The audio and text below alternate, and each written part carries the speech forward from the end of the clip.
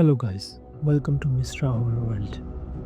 तो आज की जो कहानी होने वाली है वो है एक उधमनगर गांव की, जहाँ पे एक मास्टर जी पढ़ाने गए थे।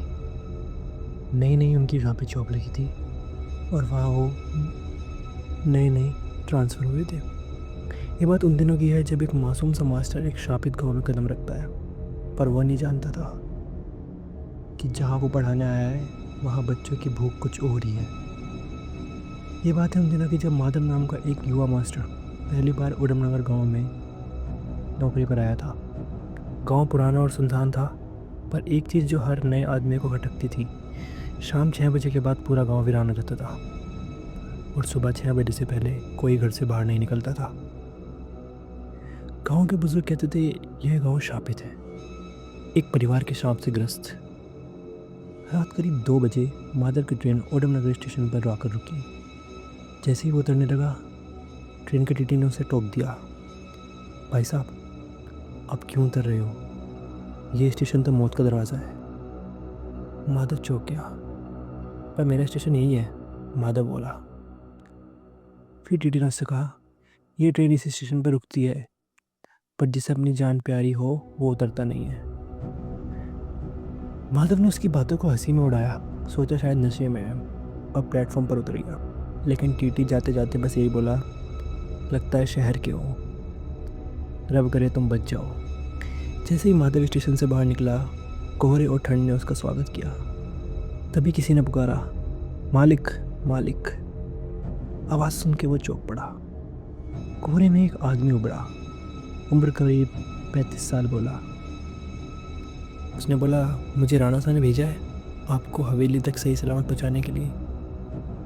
माधव को थोड़ी राहत मिली और वो उस आदमी के साथ उसकी जीप में बैठ कर गया। रास्ते में वो आदमी अजीब से घबराया हुआ था। माधव ने पूछा, भाई सब ठीक है? उसने सिर्फ इतना कहा, जहाँ हर पल मौत की उम्मीद हो वहाँ कौन ठीक रह सकता है मास्टर जी।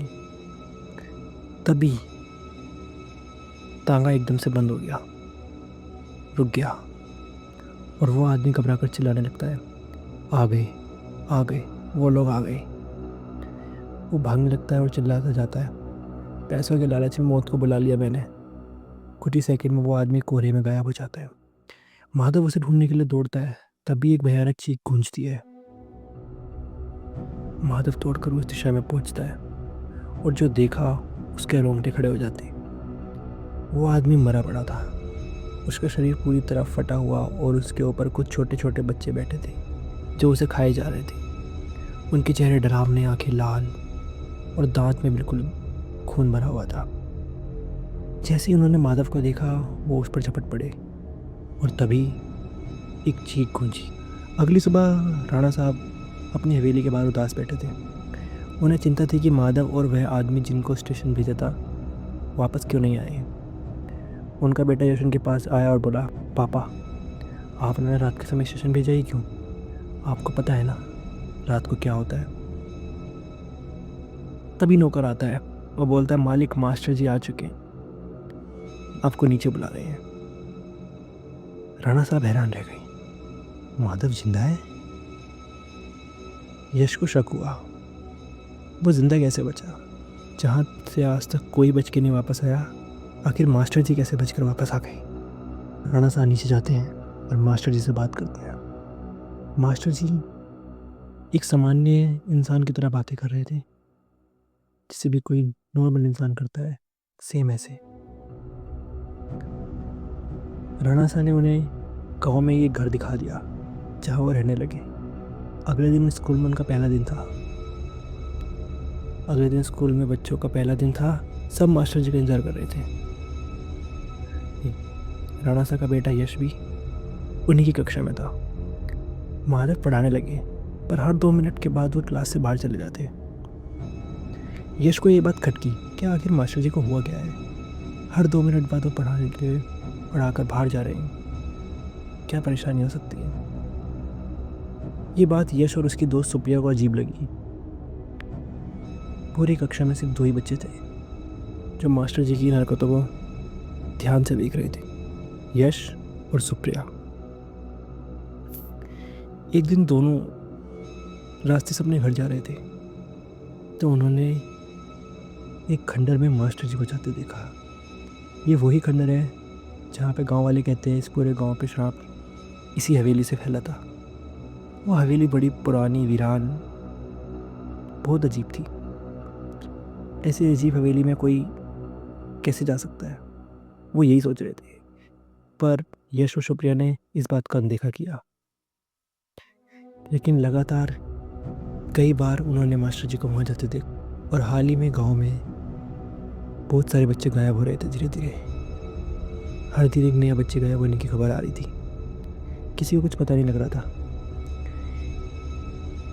एक बुजुर्ग बोले, ऐसा 32 साल बाद दोबारा हो रहा है।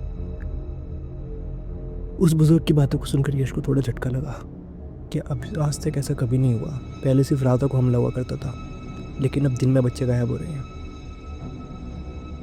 तो एक दिन यश ने मास्टर जी का पीछा किया और देखा कि वो गांव के उसी खंडर में जा रहे हैं जहाँ से गांव में श्राप शुरू हुआ था। यश डर के मारे चुप रहा, लेकिन धीरे धीरे गांव के बच्चे गायब होने लगे तो वो उनके पीछे चल पड़ा। यश जैसे ही अंदर पहुंचा, वहाँ मास्टर जी बैठे थे और उनके चारों तरफ बहुत सारे बच्चे जो गायब हो चुके थे वो मृत पड़े थे। और मास्टर जी के आसपास वो आदमखोर बच्चे जो उनका पीछा करते थे, जो उस रात उन्हें दिखे थे, वो भी वहीं थे, जिससे पूरा गांव डरता था। उन आदमखोर बच्चों का एक ही काम था, रात को कोई भी इंसान दिखे तो उसे मार कर खा जाना। मास्टर जी उनसे कुछ बातें कर रहे थे कि तभी मास्टर जी को कुछ आवाज़ आई और यश ने अपनी जान को बचाने के लिए वहाँ से भागना शुरू किया। यश हवेली से किसी तरह बाहर निकला तो उसे मास्टर जी हवेली के दरवाजे पर खड़े मिले और उन्होंने सिर्फ इतना बोला, यश वापस आ जाओ बेटा, वरना अच्छा नहीं होगा। यश वहाँ से भागकर घर आ जाता है। उसने राणा साहब को सब बता दिया था। राणा साहब को पहले तो यकीन नहीं होता, लेकिन वो यश की बात को सुनकर उस हवेली में कई गांव वालों के साथ मिलकर जाते हैं, मशालों को हाथ में लेकर। और वहाँ जाकर जब वो पाते हैं, उनके पैरों तले ज़मीन खिसक जाती है। यश सच कह रहा था, जितने ही बच्चे गांव से गायब हुए थे वो सब वहीं थे, वहीं उसी हवेली में। लेकिन अब वो सब जीवित नहीं थे, सब मर चुके थे। राणा साहब को कुछ समझ नहीं आ रहा था। उन सब गांव वालों ने और राणा साहब ने मिलकर पूरी हवेली को आग लगा दी। हवेली जल उठी। उस रात बहुत माता पिता रोए। जिन जिनके बच्चे उस हवेली में मृत पड़े थे, सबकी आंखों में आंसू। यश इस चीज़ को कभी भूल नहीं पाया। दिन बीतते चले गए, धीरे धीरे धीरे धीरे, कि अचानक एक दिन जब यश अपने स्कूल जा रहा था तो उसे मास्टर जी दिखाई दिए, जो उसे दूर खड़े देखे जा रहे थे, अजीब सी निगाहों से, जैसे उससे कोई दुश्मनी निकाल ली हो। गाँव में आज भी आदमखोर बच्चों का वो डर बना हुआ है, लेकिन ये मास्टर जी की क्या से है किसी को नहीं पता। यश डरा डरा स्कूल में रहा पूरे दिन। उसे अजीब अजीब से ख्याल आने लगे। और उसी रात जब वह सो रहा था तो मास्टर जी उसके कमरे में थे। ये चिल्लाता गया और मास्टर जी ने उस पर हमला किया। उसका गर्दन दबानी शुरू कर दी, उसका गला दबाना शुरू किया। ये चिल्लाने की वोहिश कोशिश करता रहा, लेकिन कोई नहीं, कोई बचाने नहीं आया। और इसी तरह उस मास्टर ने यश को मार दिया। अगले दिन राणा साहब की हवेली में मातम बना, जहाँ उनके बेटे की जान चली गई थी। तभी राणा साहब ने शपथ ली कि या तो वो इस गांव को इस शाप से आज़ाद करेंगे या वो भी मौत के घाट पर उतर जाएंगे। आपको क्या लगता है, क्या राणा साहब बचा पाएंगे गांव को, या उनका भी वही हाल होगा जो यश का हुआ? आखिर क्या हुआ था मास्टर जी के साथ उस रात? क्या है इस पूरे रहस्य की गुत्थी? इसे जानने के लिए हमारे चैनल को सब्सक्राइब करें, वीडियो को लाइक करें और जितना हो सके उतना शेयर करें। हम जल्दी लौटेंगे इसके भाग 2 के साथ। तब तक के लिए धन्यवाद।